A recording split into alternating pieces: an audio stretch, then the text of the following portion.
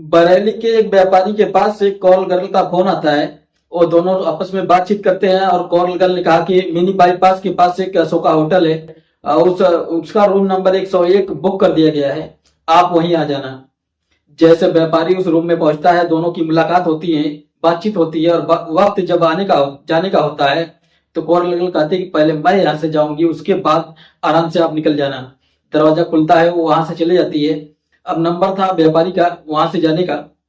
जैसे ही व्यापारी इस कमरे से बाहर निकलता है, सामने एक पुलिस वाला उसका इंतजार कर रहा था। पुलिस वाले ने उस व्यापारी से का हाथ पकड़ा और हाथ पकड़कर कहा कि चलो थाने। जब बात थाने चलने की आती है तो वो व्यापारी गिड़गिड़ाने लगता है, रोने लगता है, कहता है कि साहब बहुत बदनामी हो जाएगी, बहुत बेइज्जती हो जाएगी, इसलिए जो भी कुछ है यहीं पे सेटलमेंट कर लेते हैं।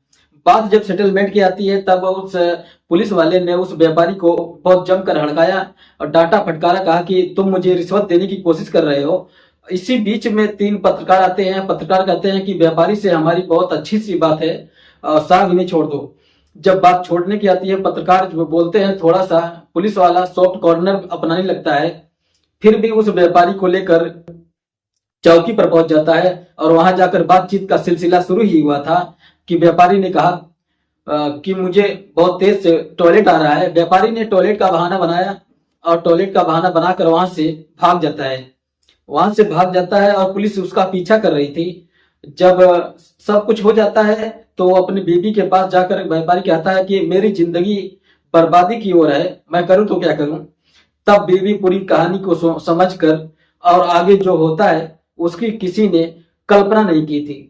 आज की कहानी उस व्यापारी की है, उस कॉल गर्ल और पत्रकार साथी पुलिस की कहानी है।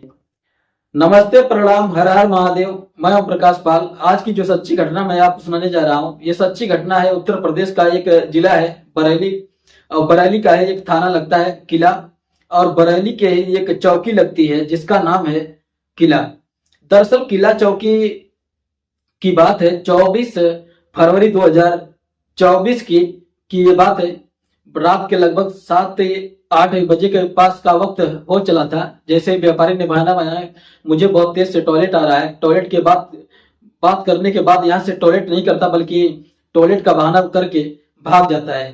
भाग कर सीधा अपने घर पहुंचता है और घर होता है उसका परसा खेड़ा में, जो कि वहीं पर उसका व्यापार होता है।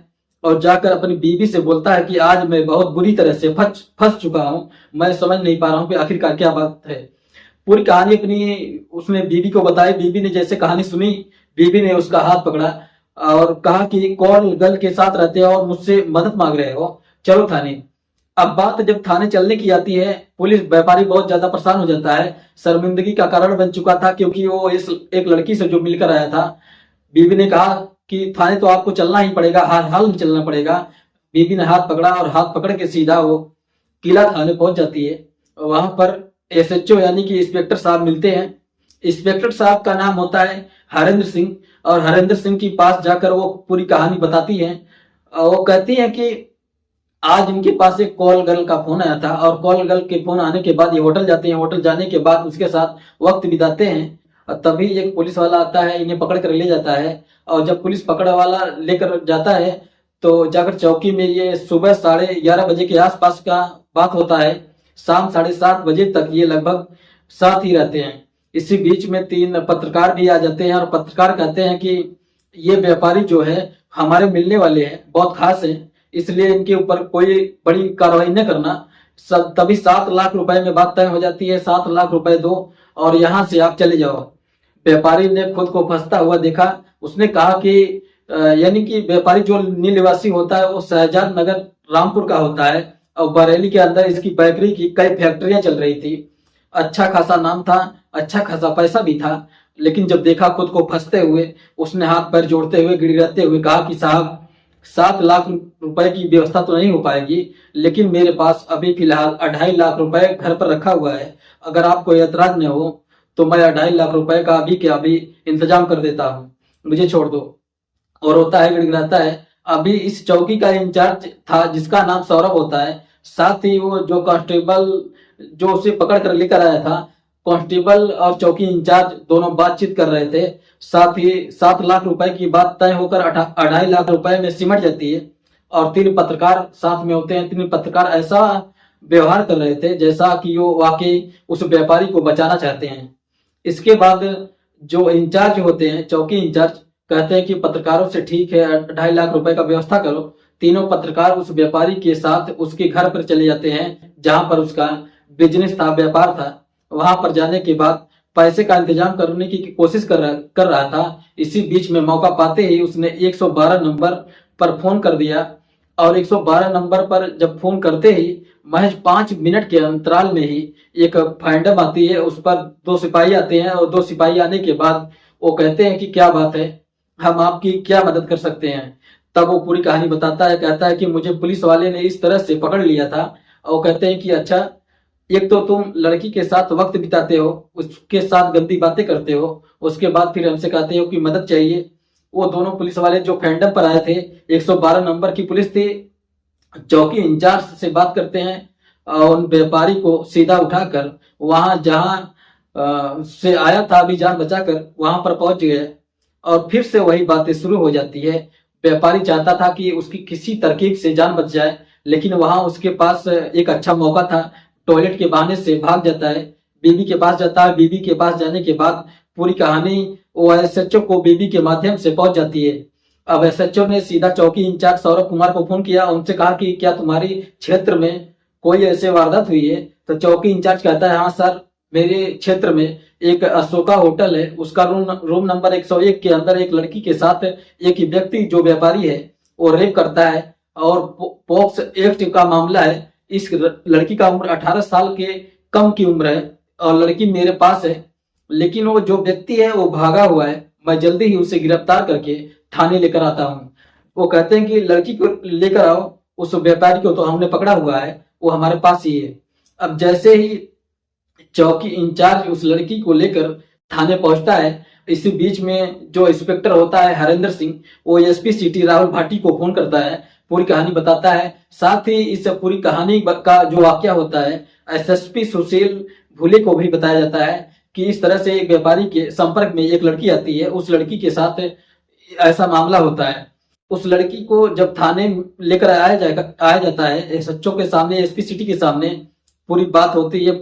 लड़की कहती है, जी हाँ, इन्होंने मेरे साथ गंदा घृत और घिनौना किया है, मैंने ही पुलिस को बुलाया था। अब पुलिस ने यानी कि इंस्पेक्टर साहब ने अपने आप से काम करने की कोशिश की कि आखिरकार पूरा मामला क्या है और उसके समझने की कोशिश की। जब लड़की से सख्ती से पेश आए, लड़की ने जो कहानी बताई वो पूरी कहानी को ही पलट देती है। दरअसल वो बात शुरू होती है कुछ इस तरह से। 24 फरवरी का वाकया होता है। 3 लड़के, इनके एक का नाम नवेद, एक का नाम आजाद, एक का नाम चाँद अलवी, 3 होते हैं। तीनों के तीनों पहुंच जाते हैं सीधा इस परसा खेड़ा में इस बेकरी व्यापारी के पास। वहां जाकर उससे बात करते हैं, कहते हैं कि एक लड़की हमारे पास है, क्या तुम उससे मिलना चाहोगे।